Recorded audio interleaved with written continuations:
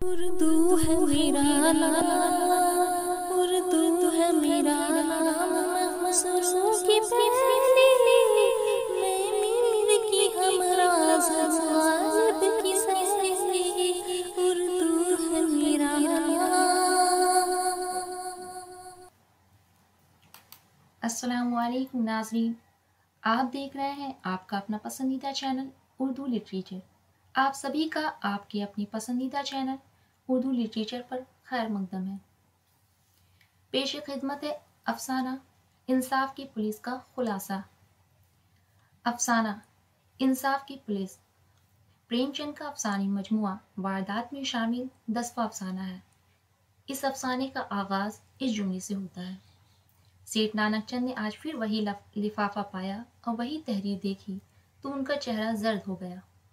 और इसका इख्तिताम इस जुमले पर होता है, मोटर तेज हो गई और सेठ जी चीखते रह गए, दौड़ो दौड़ो, डाकू मुझे लूटे लिए जा रहे हैं।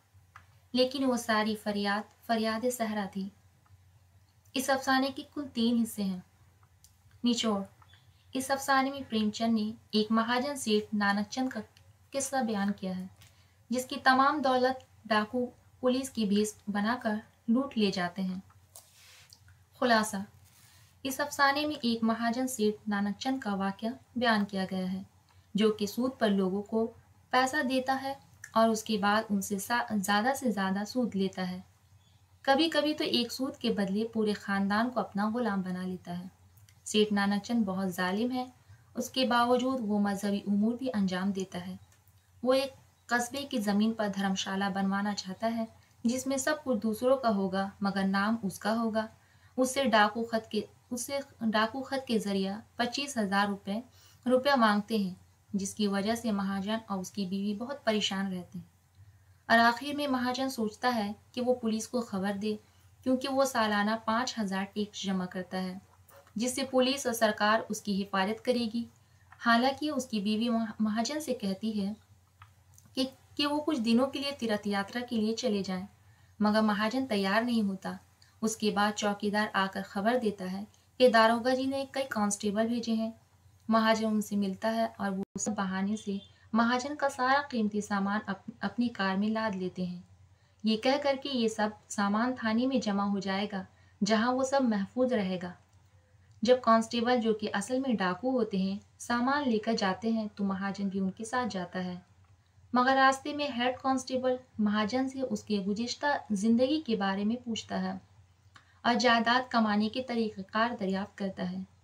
और जब महाजन कहता है कि ये सब माया जाल है, तो वो कहते हैं कि हम आपको इस माया जाल से आज़ाद करेंगे, और वो अपनी शनाख्त जाहिर करते हैं कि हम डाकू हैं।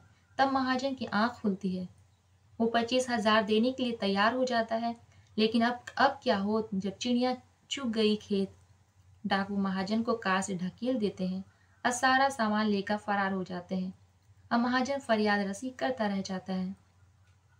किरदार, चौकीदार सेठ नानकचंद महाजन, कैसर महाजन की बीवी, सुपरिंटेंडेंट साहब कांस्टेबल, खान साहब हेड कांस्टेबल, डाकुओं का सरदार।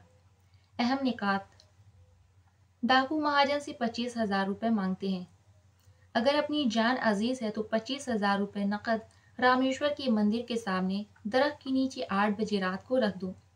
महाजन सरकार को 5,000 रुपये टैक्स जमा करता है। तहकीकी खबर मिली है कि डाकुओं का गौल इसी इलाके में आ गया है। 20 आदमी हैं और सब के सब मुस्लिह व साधु बने हुए हैं। 2 पंजाबियों की भेस में हैं और अलवान और धम्मे बेचते फिरते हैं। उन दोनों के साथ 2 भंगी बिरादर भी हैं। 2 डाकू बलोचियों की भेस में हैं, भेस में छुरियां और ताले बेचते हैं। महाजन सिर्फ 3 रुपए से अपनी महाजनी शुरू किया था। हेड कांस्टेबल ने सेठ जी से पूछा, ये कहाँ तक सही है कि 25 साल पहले आप यहाँ बिल्कुल खाली हाथ आए थे? नानकचंद तफाकुर के अंदाज से बोले, बिल्कुल सही है खान साहब, मेरे पास कुल 3 रुपए थे। लुटिया डोर कंधे पर थी और छड़ी हाथ में। महाजन के पास 2-2.25 लाख की जायदाद थी। 2-2.25 लाख की जायदाद है खान साहब, 20,000 का तो मकान ही खड़ा है। आज बेचूं तो 50,000 से कम न मिले। अहम इक्तबासात, इस खत का भी वही मजमून होगा, इसमें मुतलक शुबा न था। वो खत को कांपते हाथों में लिए आसमान की तरफ ताकने लगे, गोया उसमें अपना नोश्ते तकदीर पढ़ने की कोशिश कर रहे हों। अगला इक्तिबास। वो हर पूर्णमासी को सत्यनारायण की कथा सुनते थे। पिछले 15 साल में इस मामूल में एक नागा भी ना हुआ था। मंगल या किसी खास दिन महावीर जी को लड्डू चढ़ाते थे, रोजाना जमुना में स्नान करते और शिव जी को जल चढ़ाते थे। महीने में 2 बार ब्राह्मणों को भोज भी कराते और जब से घी के कारोबार में नफा कसीर होने लगा था, एक धर्मशाला बनवाने की फिक्र में थे। अगला। हर एक कामयाब आदमी की तरह देवताओं पर उनका पक्का एतकाद था, जिनकी दुआ और बरकत से उन्हें किसी कारोबार में घाटा नहीं हुआ। अगला इक्तिबास। ये फिरका एहसान फरामोशों का है, जिसके दरवाजे पर ज़रूरत के वक्त नाक और पेशानी रगड़ता है, उसी के दर पे आज़ार हो जाता है। एहसान मानना तो दूर रहा, उल्टा बदख्वाह हो जाता है। अगला इक्तिबास। कैसा दोहरे बदन की औरत ही नखले बेसमर, जो पतझड़ में भी हरी हरी पत्तियों से लदा रहता है। औलाद की नाकाम आरजू में जिंदगी का बड़ा हिस्सा गुजार चुकने के बाद अब उस पर हमेशा एक पुरखौफ मायूसतारी रहती थी। मालूम नहीं कब आंखें बंद हो जाएं, फिर ये ज़र माल किसके हाथ लगेगा। अगला इक्तिबास। पुलिस वाले वारदात के वक्त तो नजर नहीं आते, जब वारदात हो जाती है तब अलबत्ता शान जताने के लिए आ पहुंचते हैं। मसला मशहूर है कि पुलिस और धनुष तूफान खत्म हो जाने के बाद दिखाई देती है। अगला इक्तिबास। विलायत की औरतें चलाती होंगी, यहाँ की औरतें क्या चलाएंगी। हाँ, उंगुल भर की जबान चाहे चला ले। खतरे में इंसान का दिल कमजोर हो जाता है और ऐसी बातों का भी यकीन कर लेता है जो शायद होश व हवास की हालत में वो ना करता। यहाँ तो सुबह का मौका ही ना था। 5 मील का सफर था।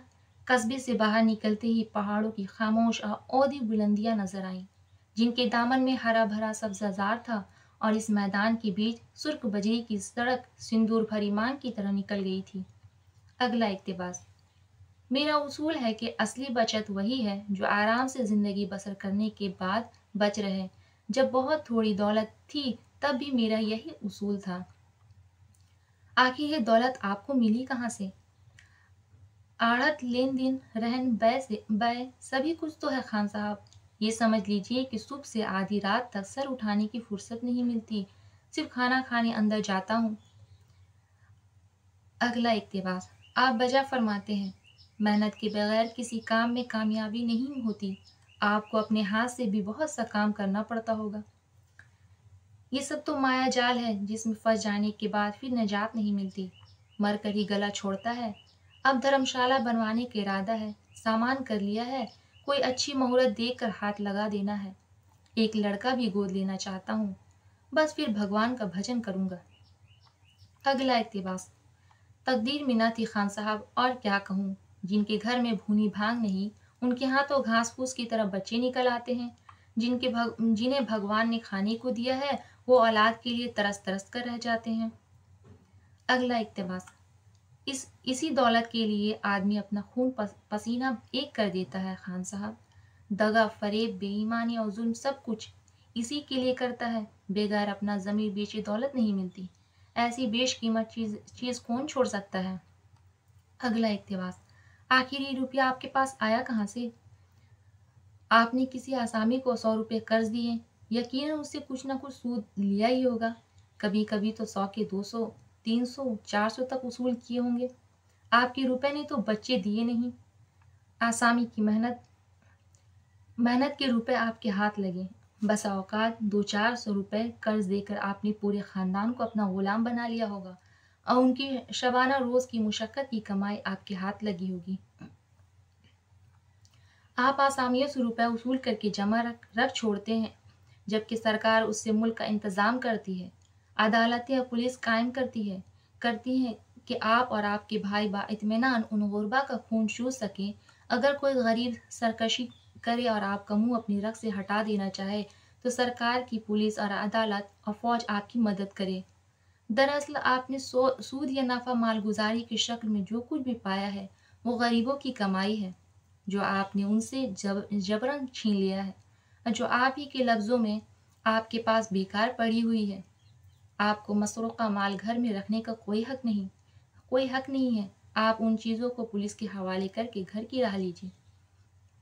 हम सरकारी पुलिस के सिपाही नहीं, इंसाफ की पुलिस के सिपाही हैं। आप सुन रहे थे प्रेमचंद के अफसानी मजमुआ वारदात में शामिल 10वां अफसाना इंसाफ की पुलिस का खुलासा। फिर मिलेंगे अगले वीडियो में। अल्लाह हाफिज़।